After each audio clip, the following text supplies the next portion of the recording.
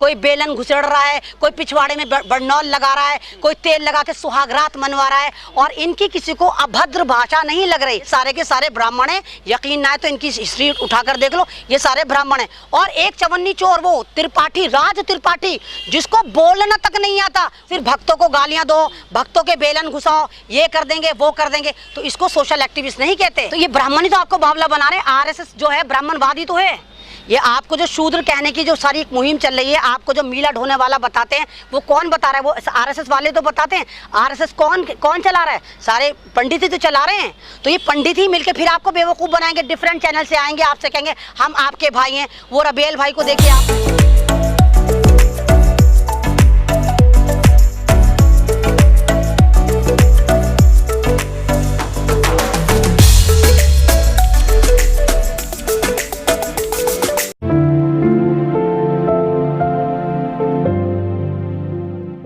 सबसे पहले तो मैं आपसे ये कहना चाहूँगी कि ये सारे सोशल एक्टिविस्ट आप सवाल करें कि ये कहाँ थे उस वक्त जब दिल्ली दंगा हो रहा था। ये उस वक्त कहाँ थे जब एनआरसी की बात चल रही थी और इतने सारे प्रोटेस्ट बैठे थे। उसमें कोई मुसलमान थोड़ी बैठे थे। आप देखिए उसमें दलित समाज साथ था, सरदार समाज साथ था, ईसाई समाज साथ था, सारे आदिवासी समाज साथ था। तो उस वक्त ये जो 5-6 जो सोशल एक्टिविस्ट अभी पैदा होकर अपनी अम्मा की कोख से निकल कर आए हैं, कोई 40 साल का है, कोई 35 साल का है, कोई 50 साल का है, तो ये उस वक्त कहाँ थे?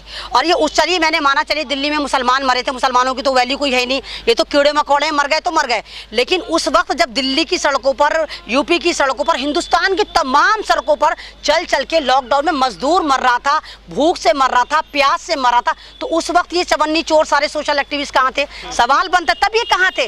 जब इन्होंने देखा दिल्ली दंगे शांत हो गए, एनआरसी का मुद्दा खत्म हो गया, लॉकडाउन खुल गया, एकदम से सोशल मीडिया पे कोहराम आता है और ये वायरस सोशल एक्टिविस्ट, मैं इनको सोशल एक्टिविस्ट नहीं कहूँगी, ये वायरस सोशल एक्टिविस्ट आते हैं और इनकी वीडियो वायरल होनी शुरू हो जाती हैं। लगातार सारे चैनल टीआरपी के चक्कर में इनको लगाते हैं। और मैं ऐमन रिजवी 10 महीने से बनी हुई हूँ, मैंने सिर्फ एक डायलॉग बोलती हूँ, दल्ले पिल्ले, उस पे लोगों को ऐसे लेबर पेन शुरू होते हैं, हाय ऐमन रिजवी तू बड़ी गंदी भाषा यूज करती है, जबकि दल्ले दलाल की जमा और पिल्ले हम किसी जानवर के बच्चों को कहते हैं। कुत्ते का पिल्ला ही कहते हैं, हम ये नहीं कहते इंसान का पिल्ला। तो मेरे कुत्ते पिल्ले पे जिन लोगों को ऐतराज था, आज वही लोग बड़े बढ़ चढ़ के इनकी वीडियो को लगा रहे हैं। तो क्या मैं अभी आपने जैसे देखा 5 स्टार होटल में जमावड़ा हुआ था, है ना, पूरी की पूरी एक मिशन चला था, तो आप भी वहां गए थे, तो आपने सवाल नहीं करा कि आप 5 स्टार होटल में 6-7 दिन रुके, 5 स्टार का बिल आपने कैसे दिया? एक बंदे का बिल कम से कम वहां पर रुकने का 10,000 है, एक खाने की प्लेट 1,000 रुपए, तो आपने वो 10-12 लाख का बिल जो बनाया, और वो अकेले नहीं रुके थे, दिल्ली के 2-3 जो और पंडित सोशल एक्टिविस्ट थे वो भी होटल में बराबर रुके हुए थे। तो वो कौन सा मिशन था जो ये होटल में इंजाम दे रहे थे? इनको क्लियर करना चाहिए।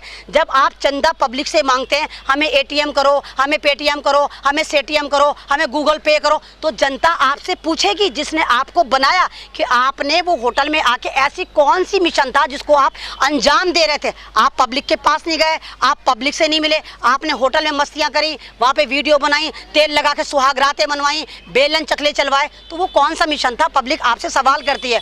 और मैं आपसे सवाल करती हूँ, मैं ऐमन रिजवी सोशल एक्टिविस्ट नहीं हूँ, आज से नहीं हूँ। अगर ये सोशल एक्टिविस्ट हैं तो मैं सोशल एक्टिविस्ट नहीं हूँ, मैं आपकी खादमा हूँ। तो क्या दिल्ली में सिर्फ ये 5 ही पांडव थे जो जमा हुए थे? तो क्या और नहीं थे? भूपेंद्र रावत जी हैं, यादव जी हैं, ये नहीं थे सोशल एक्टिविस्ट? गुलाम सरवर साहब हैं, बहुत सारे हैं जो हैं, आपने उनको अपने साथ क्यों नहीं लिया? तो मतलब हम जितने पंडितों के सताए हुए, ब्राह्मणों के सताए हुए, और फिर हम ब्राह्मणों के मकर जाले में फंसने को तैयार हैं। तो तुम दलितों को प्रमोट करो ना, अपने बीच का नेता लाके उसका इंटरव्यू लो ना, तुम क्यों ब्राह्मणों के मकर जाले में फंस रहे हो? तो पहले तो मैं आपसे ये कुछ कहना चाहूँगी, सोशल एक्टिविस्ट का मतलब क्या होता है? सोशल एक्टिविस्ट का मतलब होता है समाजीय कार्यकर्ता, जो समाज के बीच में रह के समाज के लोगों की बात करे, समाज की प्रॉब्लम को दूर करे। ये थोड़ी 5 स्टार होटल में आए, तेल लगाए, सुहागरातें मनवाए, वो कभी किसी सोशल टॉपिक पे बात करते हैं? कभी बात करते हैं किसी? सिर्फ भक्तों को गालियां दो, भक्तों के बेलन घुसाओ, ये कर देंगे वो कर देंगे, तो इसको सोशल एक्टिविस्ट नहीं कहते। क्योंकि जब बीजेपी की रेपुटेशन कम होती है, इमेज कम होती है, तो बीजेपी अपने ही एजेंट तैयार करके आपके बीच में भेज देती है और आप बावले भेड़ चाल में चल के इनके पीछे चले जाते हो।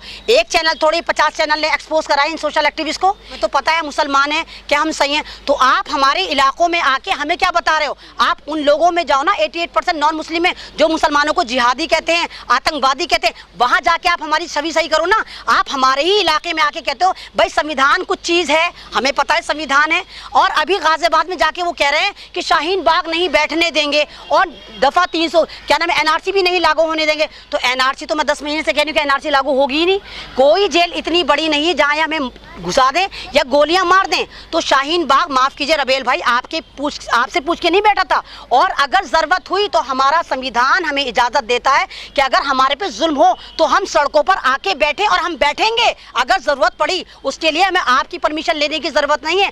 और वो कितना बड़ा गेम खेलना कह रहे हैं, नोट पे बापू की तस्वीर नहीं होनी चाहिए, इसकी होनी चाहिए, मुसलमान मरे थे, अशफाकुल्लाह मरे थे। तो ये आप भर्म की राजनीति कर रहे हैं, आप फिर नफरत भर रहे हैं, क्योंकि लीडर एक ही होता है, वो लाखों में करोड़ों में एक होता है। अगर इस तरह सारे के सारे जितने भी फ्रीडम फाइटर हैं उनकी तस्वीर नोट पर आने लग जाए तो यकीन करो पूरी दुनिया के बराबर नोट हो जाएगा, 4 इंच का नोट थोड़ी रहेगा।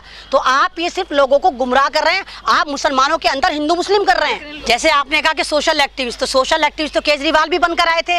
केजरीवाल ने कहा था मैं आपका बेटा हूँ, मैं आपके लिए काम करूंगा, और सारे आप ये देखो कि पूरा कोऑर्डिनेट करा गया था केजरीवाल को जब इन्होंने पार्टी बनाई। नहीं तो दुनिया के इतिहास में ऐसा आज तक हुआ ही नहीं कि पहली बार कोई पार्टी बनती है, इलेक्शन लड़ती है और 70 में से 68 सीटें ले जाती है। ये अपना रिकॉर्ड था, पूरे में झाड़ू फैला दी इन्होंने। और जब ये पहली बार चुनकर आए, इन्होंने कहा मेरे हाथ में पुलिस नहीं है, ये नहीं है, वो नहीं है। दोबारा चुनकर आए, तिबारा चुनकर आने में ये फौरन RSS की गोद में जाकर बैठ गए, क्योंकि ये RSS से थे। और अगर आपको पता हो, अभी अन्ना हजारे को RSS वालों ने खत लिखा और उसमें कहा कि हमें आपकी दोबारा खिदमत चाहिए, हमें केजरीवाल को हटाना है। तो यानी कि साफ साबित हुआ कि अन्ना हजारे भी RSS का था और केजरीवाल भी RSS का था। तो ये सारे हैं। इसी तरह आप राजनीति में जाना, ये राजनीति है। जिस तरह केजरीवाल ने आपको ठगा, इसी तरह सारे सोशल एक्टिविस्ट, सारे ब्राह्मण हैं, आपके बीच में आएंगे, आप इनके फैन फॉलोइंग बढ़ाएंगे, आप इनको शेयर करेंगे, उसके बाद कोई पार्टी इनको टिकट दे देगी और हो सकता है 2-4 साल बाद ये फिर उसी पार्टी में घुस जाए जहाँ के ये एजेंट हैं। भारत में सिर्फ दलित और मुसलमानों पर जुल्म हो रहा है।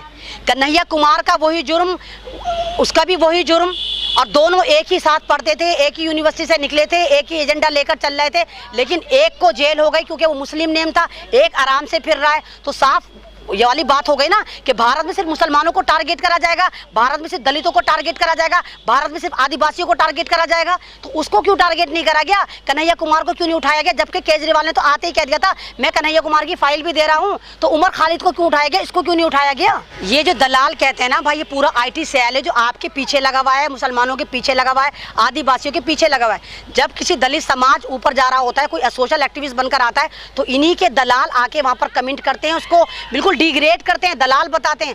2-4 लोग कमेंट देखेंगे तो उनके दिमाग में चला जाता है भाई इसने लिखा, हो सकता है हो, दिमाग में घुस गया। और जब कोई ब्राह्मण आता है, इनकी वीडियो, वाह वाह क्या बात करी तुमने, क्या बेलन घुसाया, वाह। ये तो नंगे हैं, कितने लोग एक्सपोज कर चुके। डॉक्टर कफील की बीवी कह चुकी मेरे नाम पे, हमारे नाम पे चंदाखोरी हो रही है। माने डॉक्टर कफील का भाई कह चुका, अदालत के बाहर जाके तुम ड्रामे करने शुरू कर दो, मैं अदालत के बाहर खड़ा हुआ आपको दिखा रहा हूँ, तो तुम क्या रिपोर्टर हो? वो तो रिपोर्टर भी दिखा रहा है। अगर वाकई तुम हो तो अदालत के अंदर जाके दिखाओ ना, कफील की बीवी के बराबर में जाके खड़े हो ना।